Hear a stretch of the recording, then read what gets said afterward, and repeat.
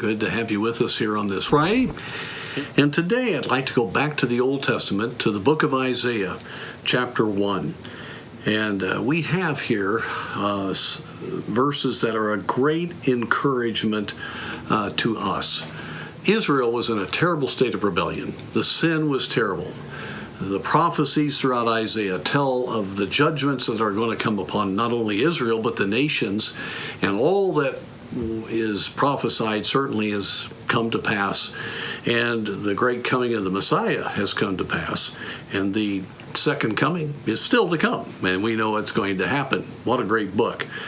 But in the midst of that context, we read in verse 18 of chapter 1, "Come now."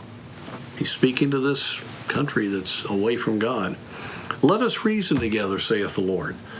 Though your sins be as scarlet," and they were, "they shall be as white as snow. Though they be red like crimson, they shall be as wool." God's mercy is always available. The sacrificial system was simply foreshadowing the finished work of Christ that would occur. And if they would come by faith and confess their sins, no matter how bad they are, God says, "I'll wash you as white as snow." If you're willing, the next verse, "and obedient, ye shall eat of the good of the land. I will bless you. I promise you that."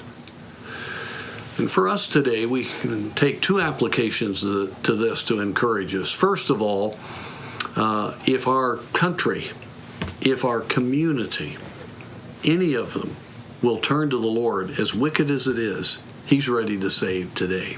He's not willing that any should perish. We've got to not give up on our community. Sometimes the very people that look like the most unlikely prospects are the ones closest to getting saved because God's dealing with them. And so we've got to not think that sin is so bad in people's lives that they can't listen to the gospel. It is a glorious thing when God saves sinners. And if these people could be saved, anyone could be saved. And then that leads me to us as believers. You may feel like, I have so disappointed the Lord, I can never be used of God.